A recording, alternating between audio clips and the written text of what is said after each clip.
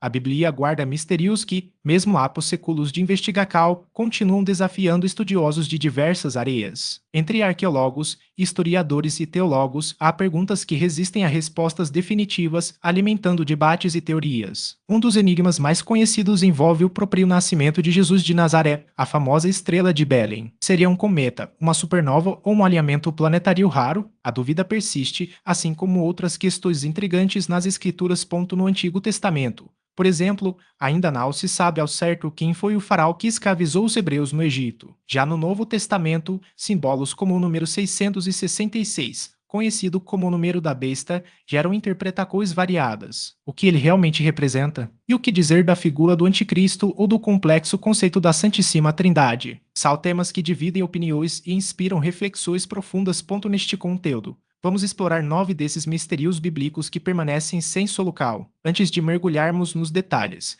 vale lembrar, se você quer acompanhar mais discussões como essa, assine nosso canal e ative as notificações para não perder nenhuma novidade. Um dos enigmas mais discutidos e o significado do número 666. No livro do Apocalipse, capítulo 13, versículo 18, está escrito: aqui há sabedoria. Aquele que tem entendimento, calcule o número da besta, pois e número de homem, e seu número é 666. Essa passagem transformou 666 em uma espécie código para identificar o anticristo. No entanto, há uma distinção importante. Enquanto o número parece estar ligado à besta ou ao anticristo, a marca da besta, mencionada nos versículos 16 e 17, refere-se a algo que as pessoas seriam obrigadas a receber para comprar ou vender. O anticristo, segundo a escatologia cristã, seria uma figura que se oporia a Cristo, cumprindo profecias bíblicas. No Novo Testamento, o termo aparece apenas nas epístolas de João. Mas o que exatamente o 666 representa? O apóstolo João, autor do Apocalipse, deixou claro que decifrá-lo exige sabedoria e discernimento, uma técnica interpretativa chamada gematria, que atribui valores numéricos às letras do alfabeto hebraico,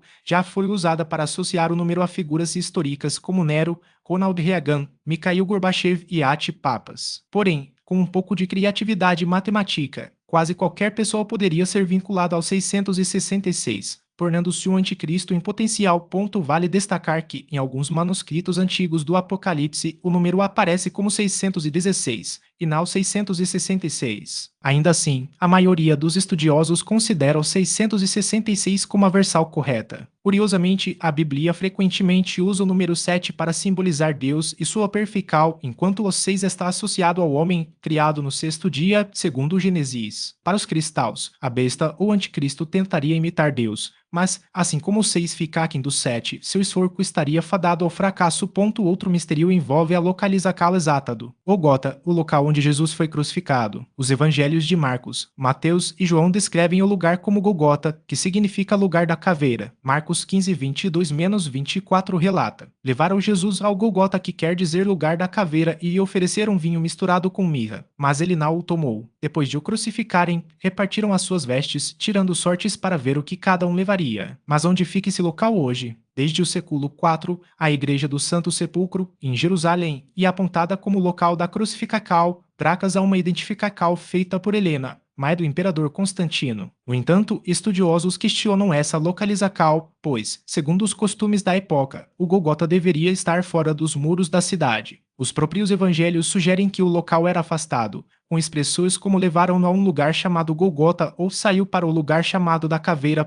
As muralhas atuais da cidade velha de Jerusalém não são as mesmas da época de Jesus. Pesquisadores como Marcel Serre e Victor Baedeker destacam que, se o chamado Segundo Muro, que delimitava Jerusalém no tempo de Cristo, estivesse ao sul da Igreja do Santo Sepulcro, o local estaria, de fato, fora dos limites da cidade. Em 1893, durante a construção da Igreja do Redentor, os arqueólogos R.R. Sheikh e Louis Huguesen acreditavam ter encontrado esse muro, o que reforçaria a ideia de que o Santo Sepulcro foi erguido no verdadeiro Gólgota. Porém, em 1970, a arqueóloga alemã Ute Wagner Lux descobriu que a estrutura tinha apenas 1,5 metros de espessura, insuficiente para ser uma muralha. Assim, a dúvida permanece: onde está o Gólgota por fim? Ao enigma da estrela de Belém, mencionada apenas no Evangelho de Mateus. Segundo o texto, ela guiou os magos ante o recém-nascido Jesus, descrito como um rei dos judeus. Mateus 2:1-2 diz: tendo Jesus nascido em Belém da Judeia, nos dias do rei Herodes, eis que vieram os magos do Oriente a Jerusalém,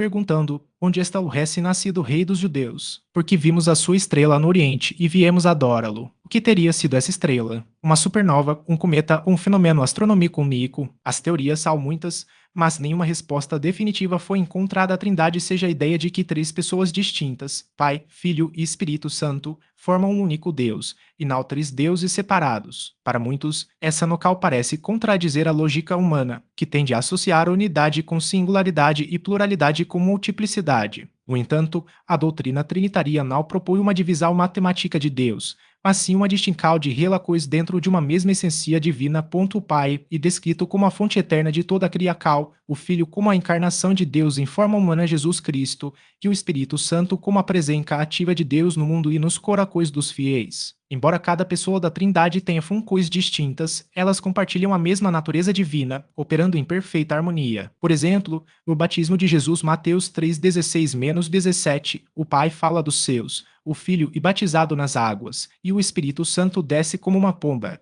um momento em que as três pessoas se manifestam simultaneamente, sem confundir suas identidades. As controvérsias em torno da Trindade remontam aos primeiros séculos do cristianismo, quando teólogos como Ariel defendiam que Jesus, embora divino, era uma criatura subordinada ao Pai, negando sua coeternidade. Essa visão, conhecida como arianismo, foi condenada no Concílio de Nicéia 325 DC e estabeleceu o credo niceno, afirmando que o Filho e da mesma substância homozeus que o Pai. Mais tarde, o Concílio de Constantinopla 381 DC reforçou essa doutrina, incluindo o Espírito Santo como igualmente divino. Apesar de sua centralidade no cristianismo, a Trindade não é explicitamente mencionada na Bíblia com esse termo. Sua formulação teológica surgiu como resposta a debates sobre a natureza de Cristo e a relação entre as pessoas divinas. Passagens como Mateus 28:19, batizando-os em nome do Pai, do Filho e do Espírito Santo, e 2 Coríntios 13:13, a graça do Senhor Jesus Cristo, o amor de Deus e a comunhão do Espírito Santo sejam com todos vós, são frequentemente citadas como fundamentos bíblicos para a doutrina.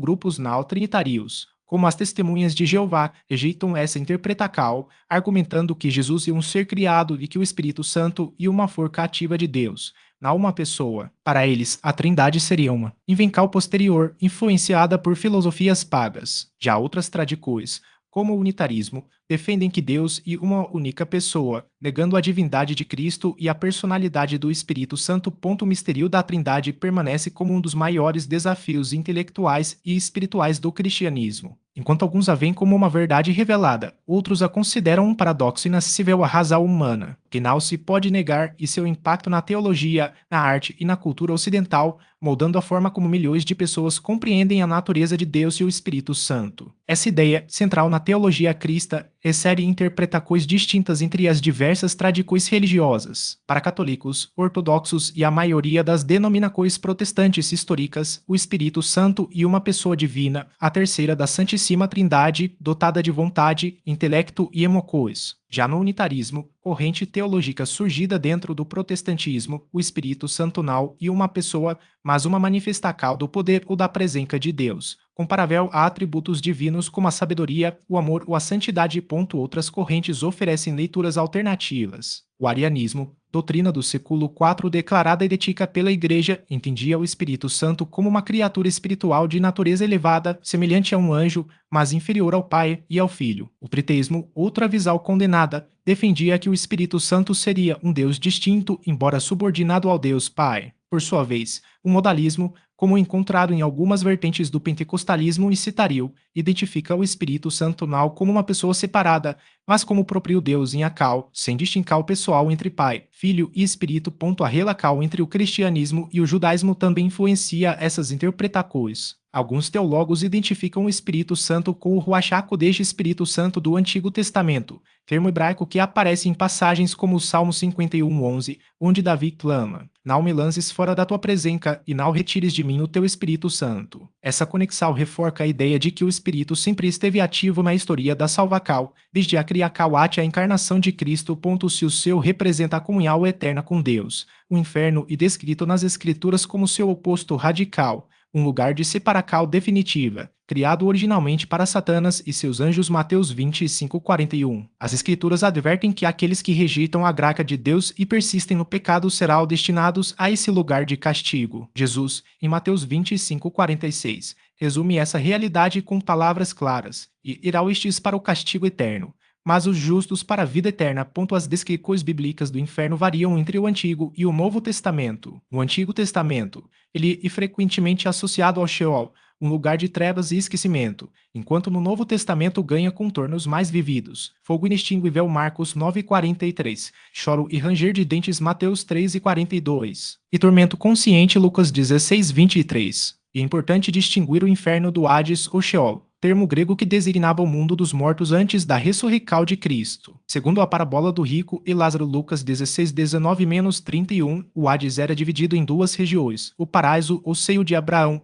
onde repousavam as almas dos justos, e o lugar de tormentos, reservado aos impíos. Um abismo intransponível separava ambas as partes, impedindo qualquer comunicação entre elas. A vitória de Cristo na cruz transformou radicalmente essa realidade. As Escrituras afirmam que, após sua morte, Jesus desceu ao Hades. Pedro 3:19, e proclamou sua vitória sobre o pecado e a morte. Com sua ressurreição e ascensão, ele transferiu o paraíso para o seu. 2 Coríntios 12:2-4, levando consigo as almas dos justos que ali aguardavam. Já os impíos permaneceram no Hades até o juízo final. Após o milênio, período de reinado de Cristo na terra, eles ressuscitarão para serem julgados segundo suas obras e lançados no lago de fogo. Apocalipse 20:14-15, identificado como o inferno definitivo. Uma das questões mais debatidas é a duração do castigo no inferno. A visão tradicional, sustentada por grande parte da igreja ao longo dos séculos, defende a eternidade do sofrimento. Uma vez condenado, o ímpio enfrentará tormentos sem fim. Essa interpretação baseia-se em passagens como Mateus 25:46,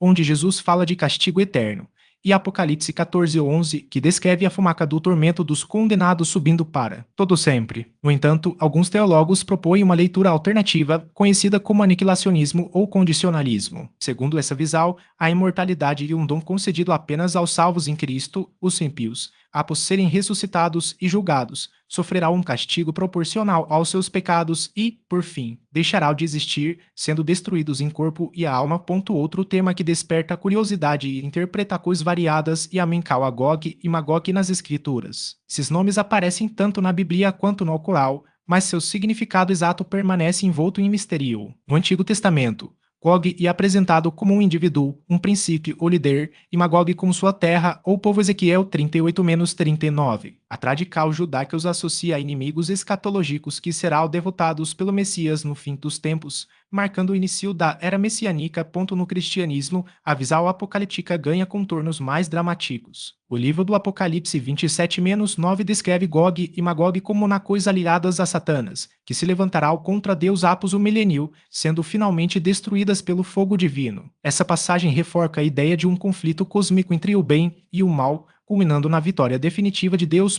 Ao longo da história, Gog e Magog foram identificados com diversos povos e ameaças. O historiador judeu Flávio Joséfo, no século I, associou Magog aos citas, um povo nômade das estepes euroasiáticas. Durante a Idade Média, cristãos e muçulmanos os relacionaram a invasores como os vikings, hunos, mongóis e até mesmo as tribos perdidas de Israel. Uma lenda medieval, inspirada nas campanhas de Alexandre o Grande, descrevia Gog e Magog como reis de nacões impuras que haviam sido aprisionados atrás de uma muralha no Cáucaso, as chamadas Portas de Alexandre ou Portas do Cáspio. Essa narrativa foi incorporada a poemas épicos e mapas da época, onde Gog e Magog apareciam como povos canibais ou bárbaros, aguardando o momento de invadir o mundo civilizado. No livro de Gênesis 10:2, Magog é mencionado como um dos filhos de Jafé, neto de Noi, enquanto Gog aparece em Ezequiel 38 como um príncipe de Meseque e Tubal. O Apocalipse, por sua vez, usa os dois nomes de forma simbólica para representar as nações hostis a Deus no fim dos tempos. Curiosamente, em 1 Crônicas 5:4, há uma referência a um Gog, o Rubenita, sem conexão aparente com o Magog de Gênesis ou Gog de Ezequiel. Alguns estudiosos sugerem que os nomes bíblicos podem ter origem em figuras mitológicas,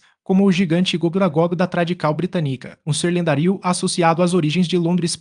Textos apócrifos, como o livro dos Jubileus, reforçam a ideia de Gog como descendente de Noé, enquanto outras fontes o apresentam como uma região geográfica próxima às terras de Jafre. O livro de Enoque, obra judaica do século IAC, menciona 7 filhos de Magog, aos quais atribui uma descendência numerosa. Essas variações mostram como a figura de Gog Magog foi reinterpretada ao longo dos séculos, servindo ora como símbolo de ameaça externa, ora como metáfora das forças do mal que se opõem ao plano divino. Algumas traduções antigas, como a Septuaginta grega, ocasionalmente substituem o nome Gog por Magog ou vice-versa, revelando que, em determinados contextos, os termos eram tratados como equivalentes. Essa fluidez na nomenclatura reforça a ideia de que, mais do que personagens históricos ou regiões específicas, Gog e Magog representavam conceitos amplos, seja de povos distantes, seja de forças caóticas que desafiavam a ordem divina. Um exemplo fascinante de como eventos catastróficos reais podem ter moldado narrativas bíblicas e a destruição de Tal é Amon,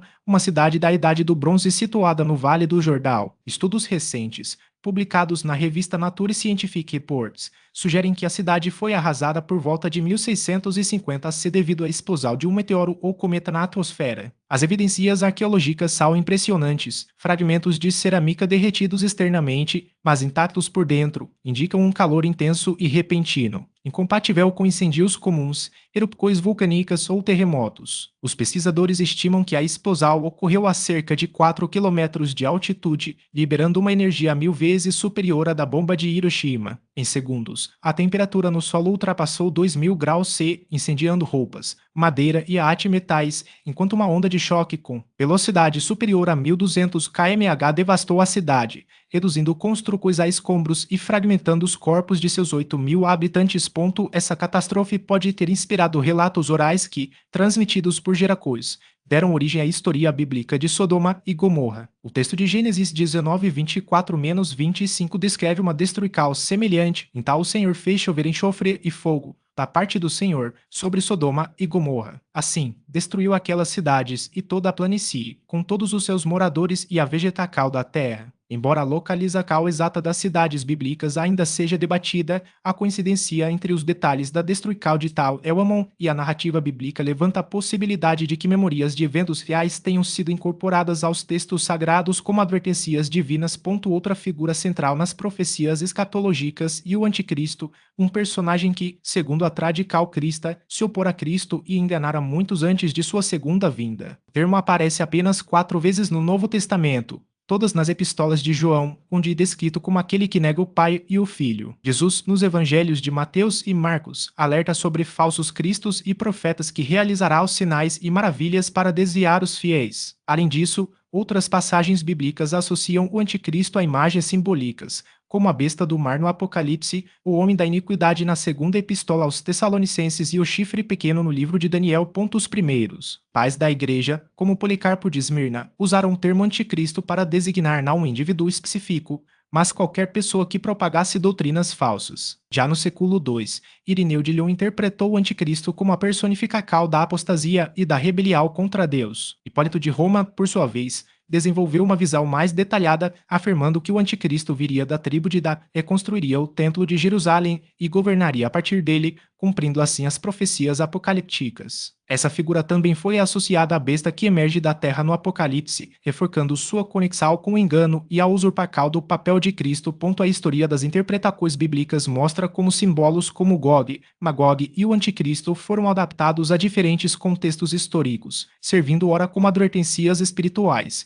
ora como metáforas de ameaças concretas. Seja como representações de impérios hostis, seja como encarnações do mal, essas figuras continuam a desafiar estudiosos e fiéis a refletirem sobre os limites entre o literal e o alegórico nas escrituras. Conhecer essas narrativas não apenas enriquece nossa compreensão do passado, mas também nos ajuda a discernir os padrões que moldam nossa visão de mundo. Afinal, como diz o ditado, quem ignora a história está condenado a repeti-la.